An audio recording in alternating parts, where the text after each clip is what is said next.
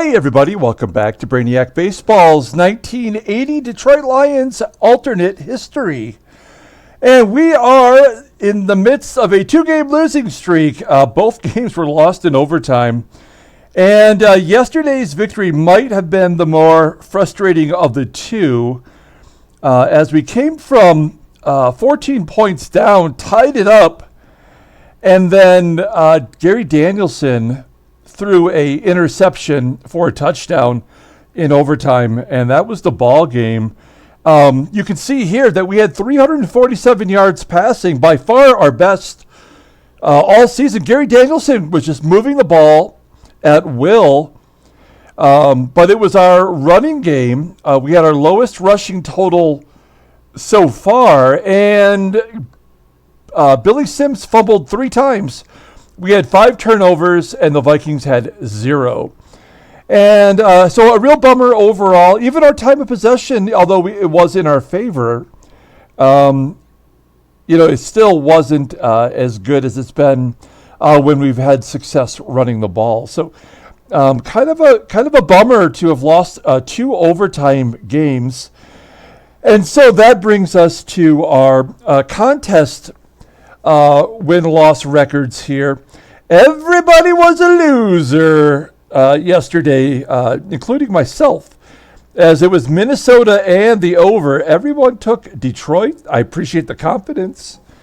And maybe we should have won that ball game outright. It just didn't work for us. So Sean, World's Worst Gamer, is still up. He's 3-1 as far as guessing the winner versus the point spread.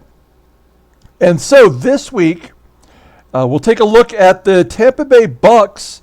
As of right now, we're going to lock it in, as the Bucks are giving up 7.5 points to Detroit. So now, if you're not a gambler and you're not quite sure what this means, you could take Detroit and get 7.5 points. So as long as we win as long as we stay within 7 points of Tampa Bay, it would be considered a victory here on the scoreboard, right? Does that make sense?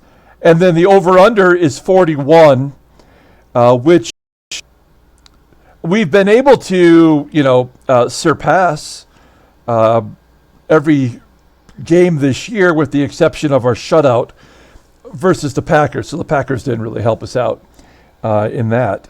So, we're going to play the Bucks this week. So let's take a look at the Bucks team.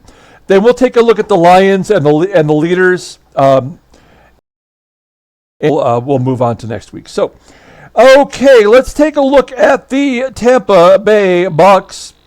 How are they so good in the early 80s? I mean, this team was pretty horrible. They lost their first 20 games or something. And then all of a sudden, they're pretty solid. So here is their quarterback. It's the great Doug Williams, who won a Super Bowl with the Washington Redskins. And you can see him here in the creamsicle jerseys. He's got 1,257 yards already with 12 touchdowns and 5 interceptions. 12 touchdowns in 4 games. That is amazing.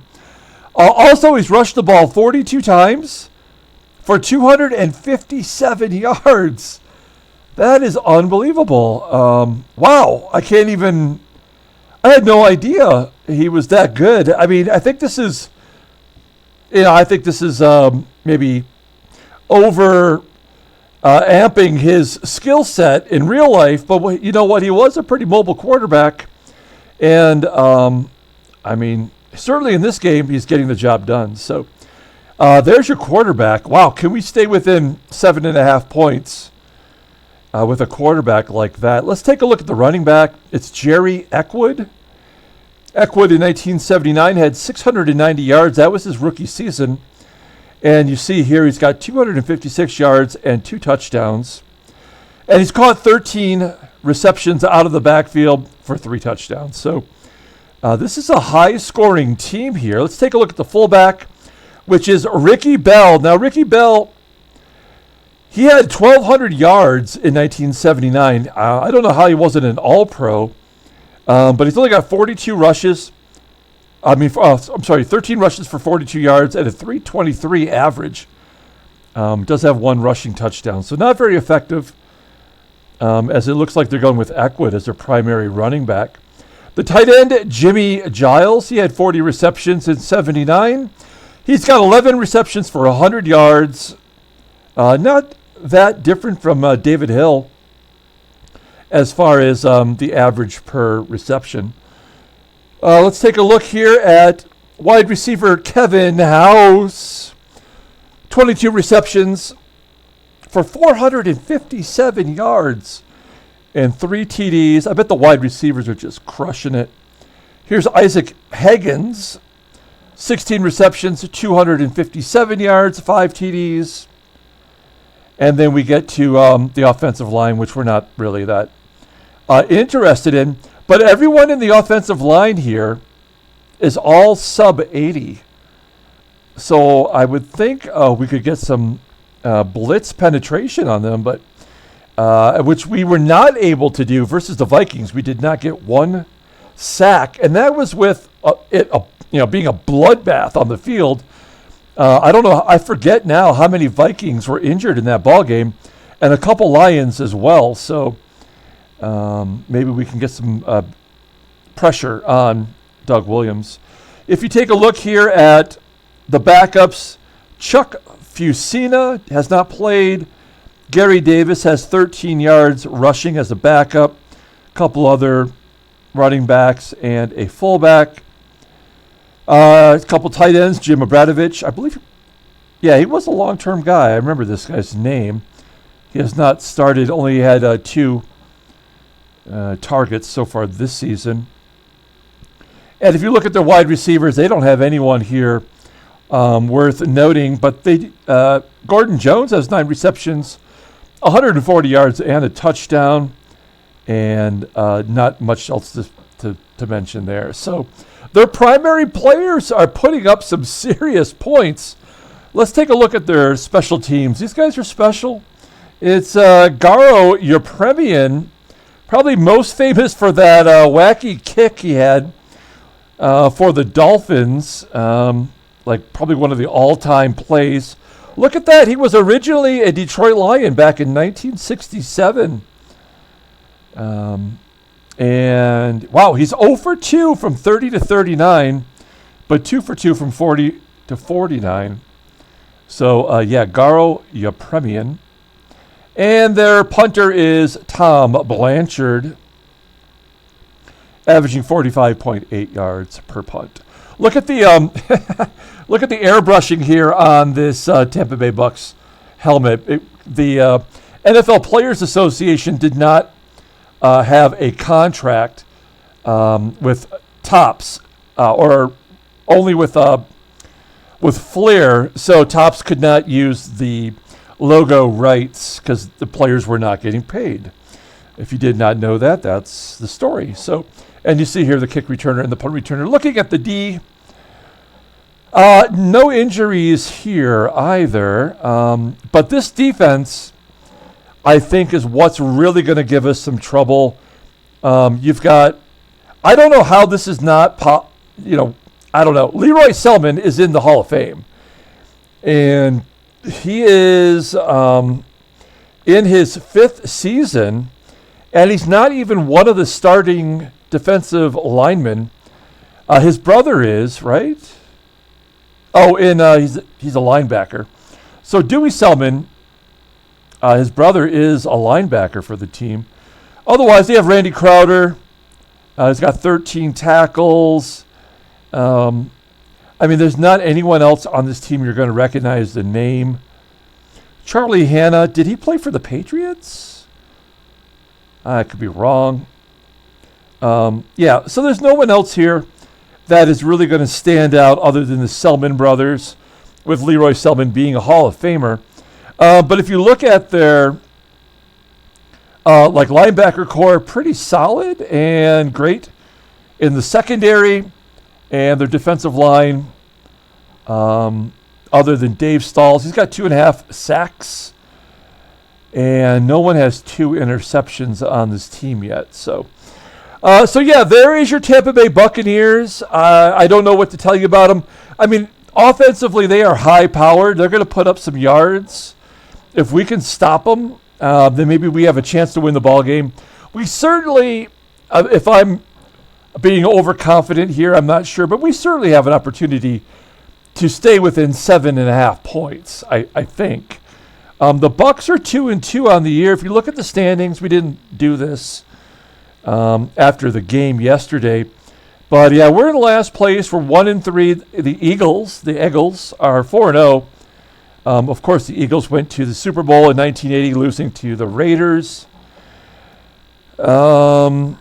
So yeah, I don't know. I feel like we're putting up points. We're averaging 24.8 points a game, which is right about the league average, and we're giving up 25.5 points, which is right around the league average. So I feel like we're doing our job. But let's take a look at the Lions team here, and that way you can see where our players are at after 4 weeks.